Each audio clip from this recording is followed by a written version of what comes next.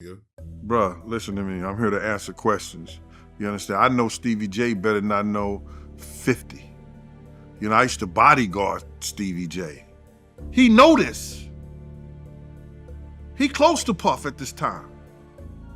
So he know what's going on. Let's talk about Gene Deal. Because when this man speaks, the whole industry stops to listen. We're not talking about just another ex-employee with a chip on his shoulder. We're talking about a man who was in the room when the unthinkable happened. A man who's carried decades of silence until now. And baby, when Gene finally decided to talk, he didn't come to whisper. He came to burn the house down. Gene's always had a reputation for keeping it real, no matter how uncomfortable it made people, but even his most dedicated followers weren't ready for this level of raw exposure. This time, it wasn't just about the usual bad boy drama. It wasn't even about Biggie's tragic final night. Although yes, he touched on that too. No, Gene's spotlight was locked on one specific relationship, and what he unveiled had people grabbing their phones, calling friends, and saying, "Did you hear what Gene just said?" The center of the storm? Sean Diddy Combs and Stevie J. A duo the public thought they understood, but clearly didn't. Because according to Gene, what was happening behind closed doors wasn't just bizarre, it was disturbing. We're talking about a connection so tight, so personal, so deeply woven into the fabric of Bad Boy's power structure that it's no wonder nobody dared question it out loud. Until now, I was his personal bodyguard at the time when he used to move around in New York City. You know, Stevie J at one time was like a little nephew to me. You know what I'm saying? When he was working up at Bad Boy, making all those hits. You know what I'm saying? Gene kicked things off with one of those stories that creeps up slowly and then, boom, explodes in your face. He revisited that infamous night in Los Angeles, the ambush that claimed Biggie's life. Everyone remembers that moment in hip-hop history, but Gene's version, it added a whole new sinister shade. According to him, Stevie J was in a car right behind Biggie's SUV, close enough to witness everything. But what shook people was what Stevie allegedly knew beforehand. Gene said the Crips had warned both Stevie and Mase days earlier, "You and your boy Puff are safe." But Big, they're coming for him. That's what they were told, plain and simple. And yet, Gene claims, nobody warned Biggie. Not a word. That silence? Gene didn't call it carelessness. He called it betrayal. Was in the car with us when Big got brother. In the car behind us.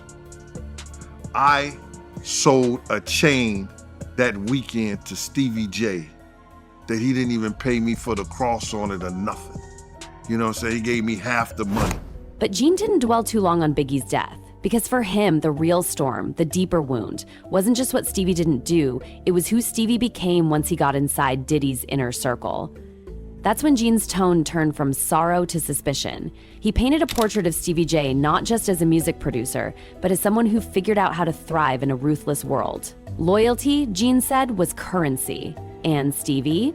He was filthy rich, not because he was the best producer, but because his loyalty to Diddy went beyond beats and business. It was personal, deeply personal.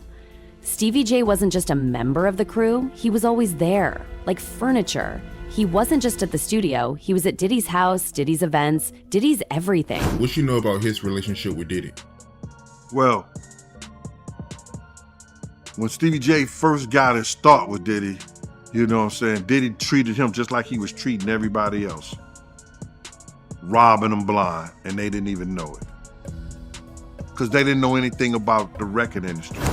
And here's where it got eerie. Gene never flat out said what everyone was thinking, but he didn't need to. The subtext in his voice, it said everything. Stevie's rise at Bad Boy Records, his endless access to Diddy, his ability to avoid the chaos and land safely again and again. Gene asked the question no one dared to voice. Was it all just talent? Or was Stevie J giving Diddy a different kind of loyalty? One that bought him a seat no one else could get. The kind of seat that didn't just come with perks, it came with secrets. All these kind of stuff, whereas that him and Puff is in sexual relationships with other men. Gene made one thing crystal clear. Stevie J was treated differently. He wasn't just another dude at the party, he was part of the party. Diddy made sure he was always present. And it wasn't just because he made good music. It was because Diddy wanted him there. Gene's voice hinted at something unspoken, something unsettling. These weren't just music parties, they were fantasy lands filled with money, madness, and mystery. Diddy, the ultimate puppet master. Stevie, the ever-loyal shadow. Gene hinted there were things that happened at those events he wouldn't even dare repeat on camera. But one thing was certain, Stevie saw it all. And he stayed. That was all the people that went to the Puffy parties. That was all the people that did all those things thinking that there was never gonna be a consequence for what they were doing. Got punked out and pimped out by some greater desire. You shouldn't have a greater desire than being a man. So I believe that's a big problem with a lot of the actors out there because they get fluid, and next thing you know, once they're fluid, shoot. Gene's words didn't come from a place of gossip. They came from experience. He was in those rooms. He saw the tension, the loyalty tests, the blurred lines between power and manipulation. So when he spoke, people listened. Stevie J responded the only way he knew how, by denying everything. He called Gene a liar, accused him of clout chasing, and said it was all about the music. But for many, Stevie's denial only raised more questions. Was this just a bitter ex-insider lashing out? Or was Gene exposing the underbelly of a music empire built on silence? This is what Diddy like? This is what they saying he like? This has been going on throughout the years, and now you living with him? A man that you once said that you hated? You ain't effing with him? Meanwhile, Diddy, silent, which for him is rare. Usually he's the first to speak when drama hits, but this time, crickets. And for a man who loves the spotlight, that silence was loud. Fans noticed, insiders noticed, and speculation grew louder by the day. Had Gene hit a nerve? Or was Diddy playing a waiting game, hoping this storm would pass like the rest? But this one wasn't blowing over, it was growing. Because once Gene cracked that vault, what poured out wasn't just about Stevie J. It was about the entire culture around those infamous Diddy parties. And that's when things took a much darker turn. I get it. So you see some guys struggling with that. You see Bieber struggling with that. You see some of these guys struggling with that. They can't get it out of their head. They can't get it out of their head. Freak-offs. At first, the word sounded ridiculous, like something out of a parody, but the whisperers, the court documents, the testimony, they painted a horrifying picture. These weren't just lavish celebrity get-togethers. They were trials, loyalty tests, rooms filled with influence, temptation, and pressure, where Diddy could measure just how far someone was willing to go to stay in his favor. And Stevie, he wasn't just present, he was center stage. What they trying to do? Yeah. Do you see the scenario they trying to lay out? They pretty much like, yo, even if you get free from this, we're gonna your reputation up so bad. Jane and others described scenes straight out of a psychological thriller. Mansions turned into mazes, celebs wandering room to room under Diddy's command. Every space a trap, every smile hiding something. What happened there stayed there. But for those who dared speak up, the damage lingered. Behind the glitz and glamour, Diddy ran tests. You were either in or you were out. And Stevie J, he passed every single one. Did you ever have the opportunity where you got invited and you said no to it? Hell yeah. What was the consequences when you said no? Puffy invited me for weeks asking me to come and teach him how to, wanted me to be his acting coach for a while. Go there and he's sitting around just looking. I'm like, okay, what's the material you want to work on? He's just looking. Terrence Howard. Yes, that Terrence Howard. Even hinted at these parties, calling them places where people could lose themselves. He didn't name names, but he didn't have to. The message was chilling. These events weren't about fun. They were about control. Diddy didn't just throw parties. He auditioned loyalty. If you passed, you soared. If you didn't, you disappeared. I mean, I would too. If that was, I haven't been charged with. Y'all making me painting this picture of me to be a monster. Well, he has been charged. I mean, he hasn't been convicted. He hasn't been convicted. He has been charged. All right. Just keep it he fair. hasn't been convicted. Correct. No, he's innocent until proven guilty. That's the way the law works. And those who didn't play along, they weren't just excluded. They were targeted, blacklisted, humiliated. Lawsuits began piling up.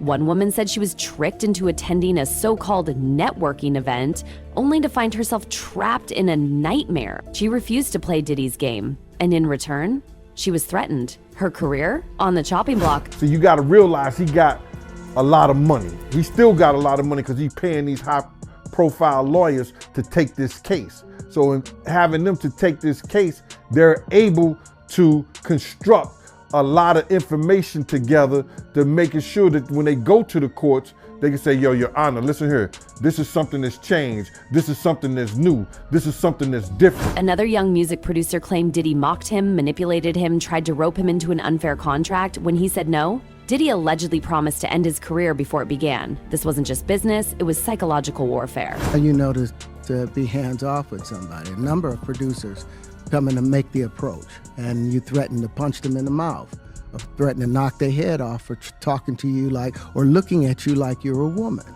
You know, when you approach a real man about his masculinity, you're gonna get a real reaction back. It's a difference when a guy walks in a room and when a man walks into a room. And a man don't take the same things that a guy will accept. Then came Crystal McKinney, a former model who said she was emotionally broken after a meeting with Diddy escalated into pure degradation. Her story shook people. It wasn't just about her, it was about a system, a machine built to reward submission and punish defiance. And Stevie J? According to insiders, he was more than just a bystander. He helped keep the system running. Do you believe he's I couldn't see it when he was dealing with us. But once he got into that Hollywood and that love and hip hop and that situation with and his girlfriend, they strapping on in the whole 9 yards. Dog, listen here, man. What's most disturbing, how many people knew, celebrities, producers, friends. They saw it all, but said nothing. Why? Fear, power, protection. Maybe they figured speaking up meant giving up everything, but their silence, it spoke volumes. And now that lawsuits are shining a light, the big questions are impossible to ignore. How long was this tolerated? How many careers were built on silence? How deep did this go? I don't believe none of that to be true. I believe that they went in there just like they do all the other inmates based on the information they had. You gotta realize this, bro. They found out that Diddy was using other inmates' phone cards. Now that probably happens all the time. Fans are split. Some still defend Diddy, saying it's all lies. Others demand accountability. But one thing is obvious. This isn't going away. For Stevie J, the fallout is messy. He's stuck between fierce loyalty and serious questions. Was he just a loyal friend or a partner in the game? And Diddy still hasn't said a word. You know, I'm never gonna stop being there for someone I consider to be a friend to me. As you should. I'm not gonna turn my back, and it's like I've been scrutinized just by being a friend. I guess someone never had a true friend before. No, man, it's all good. I think you're doing exactly what you're supposed to do. You know? And ultimately, we'll see how it plays out. That's it. He's not going into the... So what now? Are we watching the unraveling of an empire? Is this the final chapter in Diddy's story? Or just another scandal he'll dance around until people forget? And Stevie J? Is his undying loyalty a sign of friendship or proof of how deep he was involved? You tell us. Because if Gene Deal is even half right, the truth is darker than anyone imagined. And this story, it's far from over. Stay locked in.